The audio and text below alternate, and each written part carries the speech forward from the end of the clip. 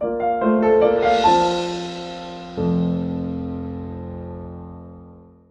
Arts InSight, painting in the name of love.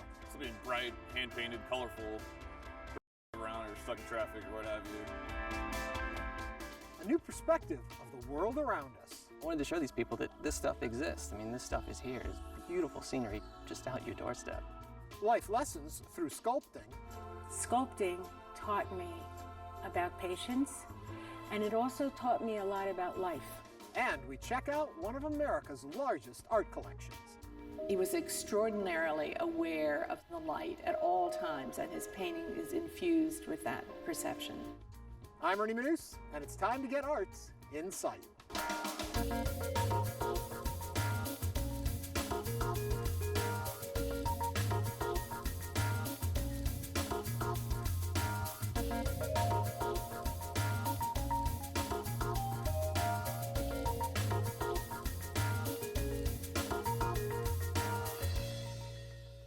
Welcome to Arts InSight. I'm Ernie Manous. Today we're standing in front of a giant selfie along Blackshear Elementary in the 3rd Ward. So, what makes a mural a selfie? Artist Anat Ronen stops by to tell us in just a few minutes. But first, Valentine's Day may be just around the corner, but Houston artist Wiley Robertson is working to keep love in the air, and on signs and walls all year round.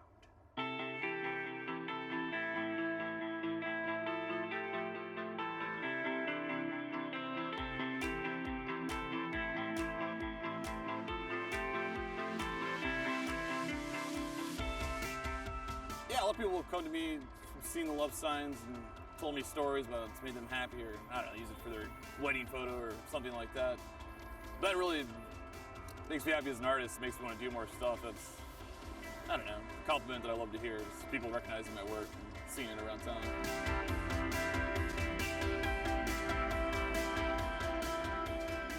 My name's Wiley Robertson. I'm a working artist, muralist, lived in Houston my whole life. I've always loved positive artwork. So many signs in Houston, like strip centers and just lots of ugly signs. I thought it'd be nice to do like some positive reminders around the city. Something bright, hand-painted, colorful for people to enjoy where they drive around or stuck in traffic or what have you. When I first started doing the street art, like most stickers and like posters I saw were all black and white. So I thought it'd be different if I could do something that was like really colorful and really bright. That would help make it stick out, or at least people could recognize my style just from the colors, sort of. So by doing that, I was able to reach people I would never reach before, because Houston is a huge city. And that's really what excites me a lot, is just new people seeing my work.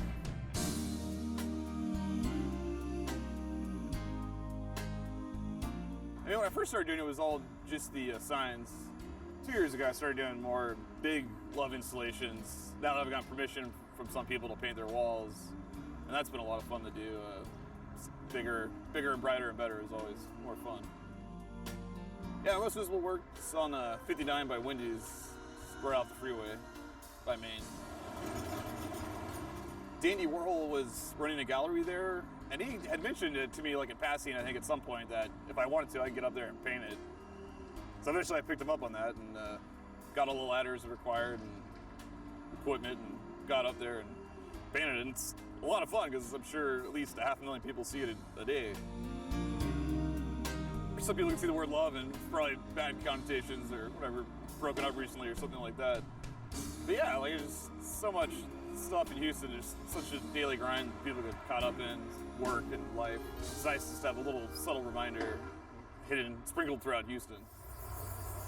I really just want to cover my artwork throughout Houston and just continue to improve my work as a muralist, continue to promote myself.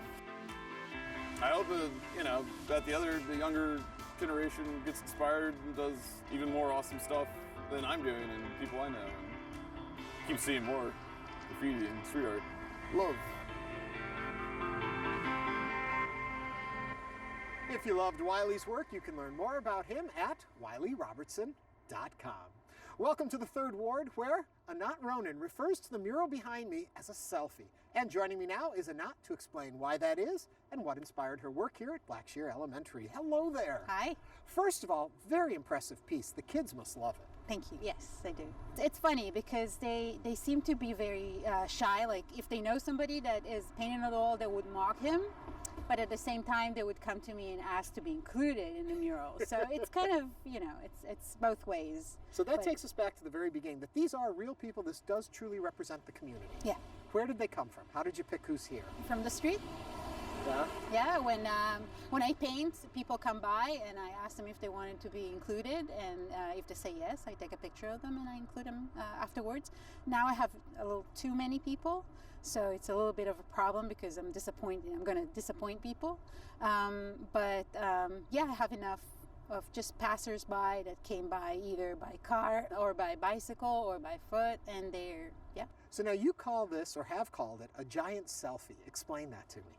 Basically, it's people from the community. It's not a selfie, but there's so many people looking at, it resembles that picture that you take with your cell phone. Doesn't just resemble it. You've got the cell phone taking a picture down at the end like a true selfie. One woman, she had the pink, and I just had to have her, holding it towards me.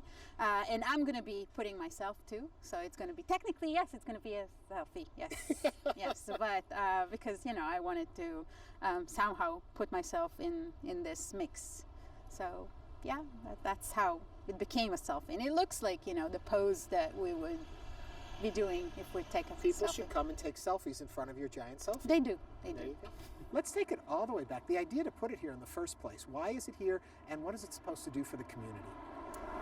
It started from the big issue that was with Dodson Elementary last year. They closed that school. It's no longer Dodson Elementary, and they transferred the school over here. And I painted a mural over there, which is right by the 45, and they liked it. And so when the principal came here, she was like, well, I have this huge wall. Why don't you come here and suggest what you would do with it? So it became just anybody. Compared to the size of this mural, we're pretty small. It's hard to draw that. You're up so close. Perspective must be a challenge. How do you do it? I specifically work with grid. That is basically putting lines or squares on the wall and transferring the design from paper to the wall square by square. And it makes it easier because you don't have to see the entire picture to do it, but you take it one square at a time. Of course, I step back and look at it, but it gives you the ability to transfer it without any special technique or any special machinery or projection or anything like that. The winter months slowed you down a little bit, but it's far from done, correct? Right. How far are you going with it? All the way. All the way to the end of the wall? Yes. And how many more people do you think this will encompass? I think I'm going to put 20 more. Well, to find out more about you and more about your work, where can people visit you online? www.anatronen.com. Well, thank you very much. You're welcome.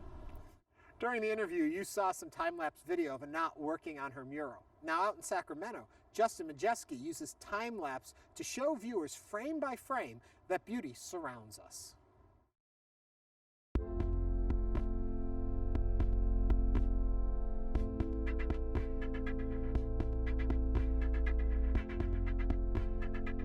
Usually I try and give the viewer, obviously, my point of view. I mean, that's what makes art so wonderful, is that it's completely subjective. I remember seeing a photo that was on a National Geographic cover. And you might know it, it's kind of famous. It was a young woman from another country, and her eyes, her green eyes. I remember being about 12 years old and just looking at that photo, and it made me feel something different inside. I don't know, it made me feel in a way that I've never felt by looking at a photograph. And I didn't even know that that was possible. I didn't know that you could look at an image and it would change your outlook. And from that day, that's all I wanted to do. I wanted to produce content that would change people's outlooks on their lives. I've always liked video and I've always liked photography, so time-lapse was a perfect marriage between the two. You have to pretty much do as much pre-production as you do shooting. So equal time, 50-50, knowing where you're going, why you're going there, what time of the day you're going. Those are all huge factors in what I do. There was an evening I wanted to go shoot some starscapes, and there was supposed to be a chance of thunderstorms. And I knew the Milky Way came out at about 10 o'clock. And then I knew that the storms were supposed to roll in at about 11:30 or 12 o'clock, I think. And I knew that the combination was there for something really interesting and dynamic to happen.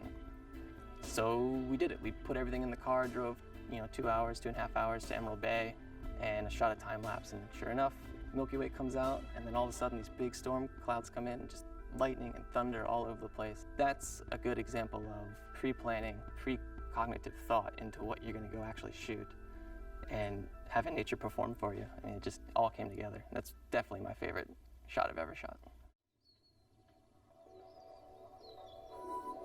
When I arrive on a scene, I like to kind of look over the whole scene. I'll kind of survey and pick my composition on what I think is the strongest, and that's, obviously something that's subjective to the artist. I'll look at my rig, and I'll decide, okay, yeah, this is what I want, and then I'll go ahead and I'll start the time lapse.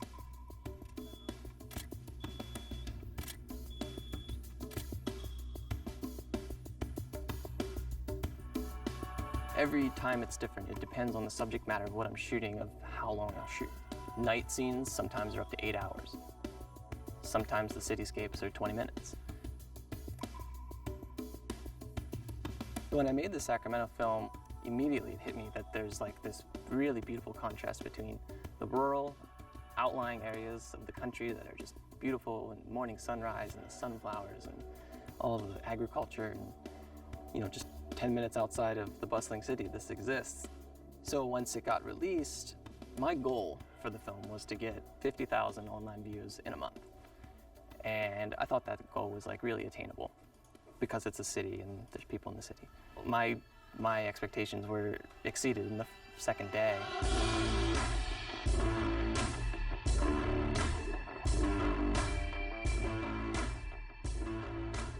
It started getting posted on other blog sites, F-Stoppers, CNN, it was kind of everywhere for a little while there.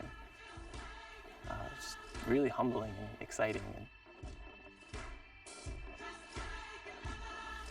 I like to believe I was maybe born an artist. I don't know if that's true or not, but my grandfather and great-grandfather were award-winning photographers in Baltimore, and my grandfather used to shoot for the Baltimore Zoo and all that stuff. And so I kind of grew up around photography. He had a photography studio in his basement that I would always go down and Google at when I was young, I heard a good quote once, and the difference between a professional photographer and an amateur photographer is professionals already made all the mistakes.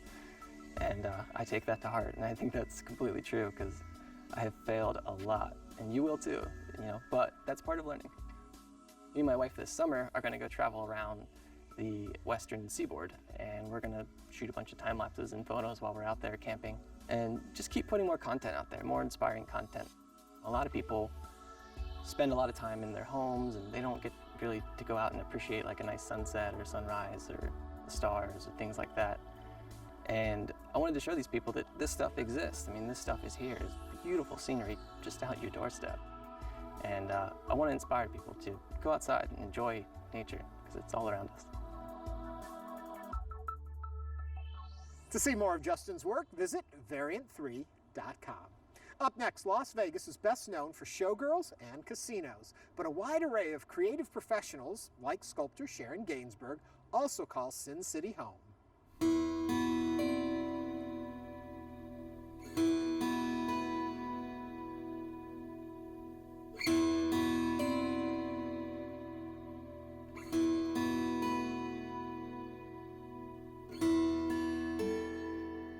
My name is Sharon Gainsbourg. I'm a sculptor, teacher, and creativity coach. I have been sculpting now for 40 plus years. I have been in Las Vegas coming up on 9 years. This is a sculpture that I did recently. It was a very thin piece. This stone comes from southern Utah. Here we have a piece that is local, and this is called root beer or Nevada alabaster. I'm originally from Philadelphia, where I started sculpting in clay when I was 20. I stayed with clay for 10 years. Someone saw my clay work and said, "Oh, you have to take stone." And I bought a piece of stone and 3 hits on the stone, and that was it. It was a relationship that I formed with this material that's millions of years old instantaneously. This stone, also alabaster, comes from Sicily. This is called Eternal Light, and it's actually my most recent sculpture. But to sculpt, you have to be very committed. It's almost like having a fire in your belly. And you also have to be very patient. Sculpting taught me about patience, and it also taught me a lot about life.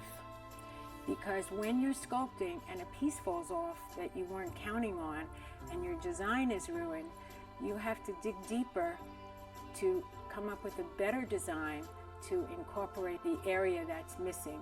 But that's what we have to do in life. Something happens, you have to take a detour.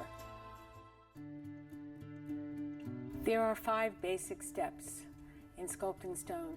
First is blocking out your form. The second is refining it. The third is dry sanding it. The fourth is wet sanding. And the 5th step is putting some type of liquid sealer and buffing it. This is an automatic power-driven chisel. This is going to make a little bit of dust. My favorite step is the conceptualization of finding the forms to express what I want to say. The process is fluid when you just go with whatever your intuitive self is telling you to do. Well, if I had to put a label on the type of work that I do, I call it abstract realism. You can always find a realistic form somewhere buried in the abstract forms. And I like to do that because I want people to use their intuitive sense or an emotional connection to the work. Welcome to the studio where all the magic happens. These are my rock stars. I'm a teacher coming up on about 37 years. What I tell my students is, you come here 3 hours once a week, but while you're doing your job, or if you are retired, be more aware of being in the now. Just take a few minutes every day and look at your surroundings and tune in to what's around you. Look at color, smells, form, and you will start developing a language. Did I have this shape in mind? No, it's an abstract. It was one solid, almost square piece, and what Sharon is teaching me is to continue to round it and get rid of the flat parts. And so as I work, I see. I've enjoyed every moment of working on this piece. Even the painstaking parts of the sanding, things like that, have really been a joy. So in the process, all your troubles melt away. I believe that we are all creative, but most of the time the focus on one's life is providing an income, and we put creativity aside. In every way, it is worth, I mean, I couldn't be paid enough to have the fulfillment and the joy that I have out of this. I just feel alive again. You know, there's something tapped that was inside of me, a passion of some sort that I just never realized until I started sculpting. I can barely tie a ribbon, I can barely tie a knot, but I can sure bang on a rock and create something. To me, it's a spiritual thing because God chips at us to try to make us come out beautiful, and it's just too amazing for me. There's a universal consciousness that stone has. And if I told students when they took the class, they would say, cuckoo, but they get it once they start working with it. When a person is dealing with frustrations in life, they're going through rough times, and we all have had it. Come here and take it out on the stone. Be kind to each other, but take it out on the stone. Beat the heck out of the stone. People need to get in touch with a piece of their soul that they never knew existed. When you believe in something and you stay with it, and you believe in yourself for so many years, the rewards are great. What I'd like people to know about me as an artist is that I've always lived my truth, and you see that in my work. For more information, visit GainsbourgStudio.com. Finally tonight, we began the show talking about painting, and that's how we're going to end it. It's time to visit the Parrish Art Museum in Long Island, where they're celebrating the life and art of American Impressionist painter William Merritt Chase. I'm Alicia Longwell. I'm the Louis B. and Dorothy Coleman Chief Curator of Art and Education here at the Parrish Art Museum. Our new Herzog and Dimmeron design building is located in Watermill, New York, a hamlet just to the east of Southampton Village on Long Island's East End. This is the first time that we've had dedicated space to show our permanent collection and to have a dedicated gallery to the work of William Merritt Chase. The Parrish collection is really notable for its range of work from all periods, especially from the Shinnecock paintings when he was here, and is the largest collection in a public institution in America. William Merritt Chase had a long and rich relationship to the East End of Long Island. You might even say that he staked his claim to this landscape early on and that he saw more possibilities in it than the untutored eye. He once said that he could find pictorial gold in the dross of the Shinnecock Hills. It was in many ways a scrubby landscape, one that had been greatly overlooked by many other artists. He first came out to Eastern Long Island in 1881 to sketch en plein air. Chase adopted not so much what you might call the techniques of the French Impressionists, but certainly their ideas of coming out and painting modern life. In 1891, two civic-minded women in the Southampton area decided they'd like to start a plein air school of art. Chase was a very well-known teacher at the Art Students League. He was a renowned portrait painter, and he readily accepted their invitation to come out and in 1891 be the founding director of the Shinnecock Hills Summer School of Art. By the next summer, a house had been built for him, this beautiful Dutch colonial revival, shingle style that's become very famous and ubiquitous here on the East End, and his whole family came out. He taught here till 1902, and then the family continued to use the house in Shinnecock really up to Chase's death in 1916. The William Merritt Chase Archives at the Parrish Art Museum is a repository of documents, letters, and most especially 600 photographs that really document the artist's life. Many of the photographs were, we know, taken by Mrs. Chase. She was an amateur photographer. They give an extraordinary glimpse into what you might call a Gilded Age summer, but really more importantly into Chase's life and work. These photographs particularly are extremely important because many of the same scenes that Chase depicted are visible in the photographs. Chase is indelibly associated with the paintings that he did here in the Shinnecock Hills.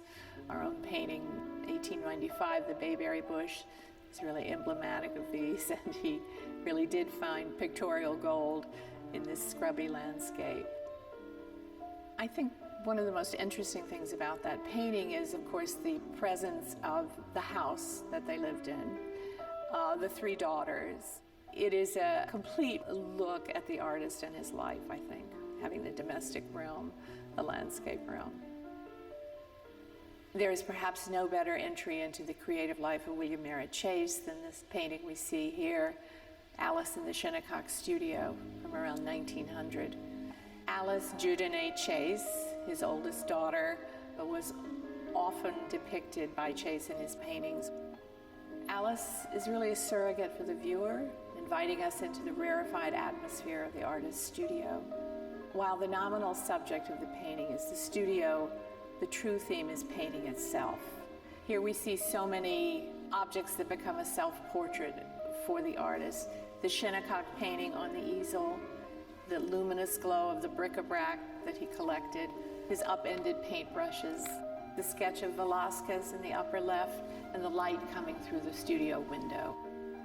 It's a complex fusion of art with family, landscape, and the material world. I think Chase was very much a student, you might say, of the light here on the East End. He was extraordinarily aware of the light at all times, and his painting is infused with that perception. We would welcome your visit when you're out on the East End of Long Island to come to the museum in Watermill, New York, just to the east of Southampton Village. For more on the museum, go to parishart.org. And that's a wrap for this edition of Arts Insight. Be sure to join us next week as we feature more insightful profiles of artists from Houston and beyond. From Blackshear Elementary in the 3rd Ward, I'm Ernie Manous. Thanks for watching, and have a great week.